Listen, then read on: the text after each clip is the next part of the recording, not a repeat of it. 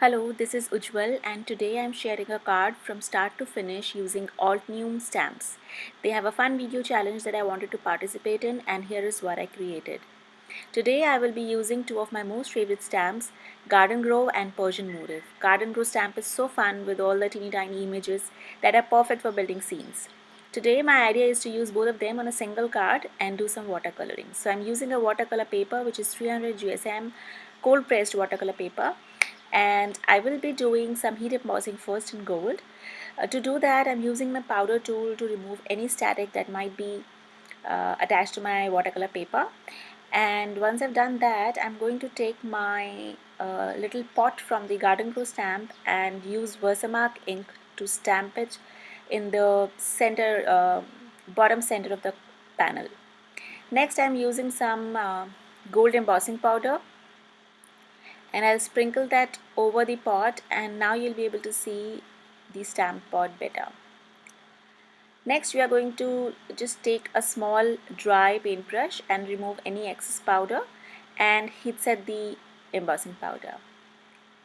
The next step is to stamp some flowers. My idea is to have the flowers bloom out of the pot. So I'll be using my Persian motif stamp and I'm using the smallest flower first. So I have, I want to make it look like it is coming out of the pot. So I'm going to stamp it. I'm going to heat emboss everything in gold. The gold and pink color scheme is from their picture challenge.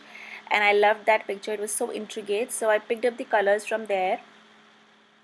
And as you can see, I have just sprinkled some gold embossing powder again. And I'm clearing it off with my paintbrush. I'm clearing off the excess with my paintbrush. So I'm heat setting it now and you can see that it's all golden shiny. To add my second flower, I would need to mask off my first flower.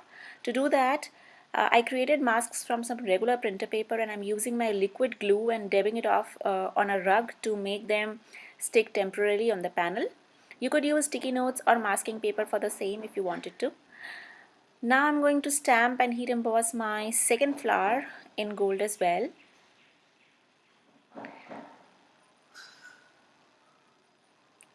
Again, I am just removing excess with my paintbrush and heat setting the second flower as well. And now you can see that I have my two flowers, one behind the other, and they look lovely. And I'm going to do the same thing with my third flower.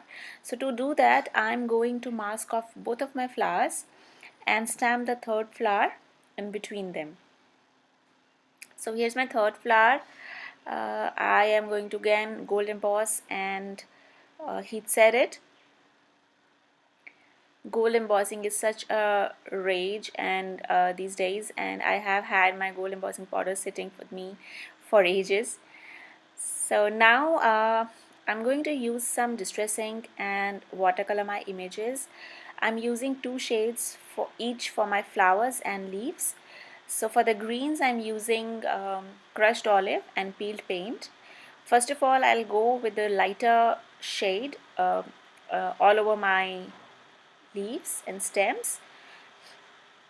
And then I'm going to use the darker shade very lightly only in the places where I want the shading to be.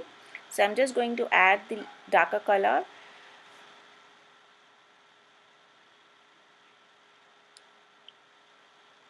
Once I've done that, I'm going to use just water and blend these colors in.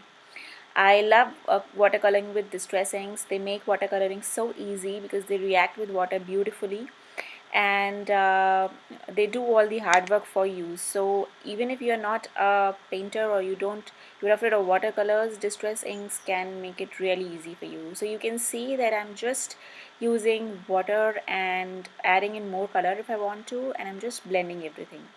I'll do the same thing with my flowers.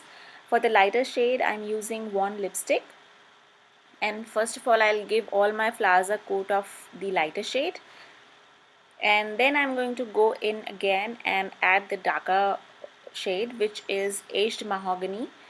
And as you can see, I'm adding it on the bottom and the tips of the petals, and then I'm going to use just water to blend all the color in and make it look like all shaded and beautiful.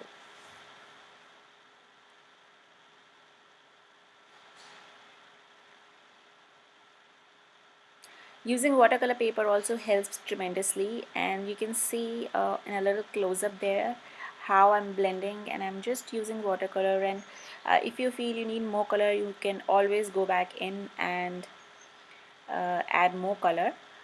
Now I'm going to do the pot. For the pot I'm using brush Corduroy, and I'm giving it a light coat first. And since I want the light to be in the center of the pot, I am going to add color to the edges. Now since the paper is already wet in that area, I'm just dropping my dark color pigment on the edges, and the paper and water will do all the shading for me. Now in the last step, I'm just adding a little ground for my pot, and I'm going to add some background to my flowers.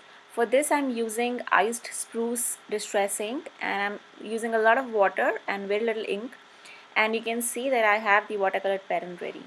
I'm going to mount this on a Payne's grey cardstock, leaving a little strip on the side.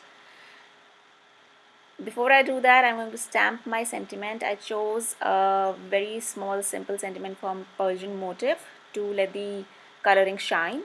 And there you go, I have the card finished, and I hope you enjoyed it and will give watercoloring a try. Thank you so much for watching.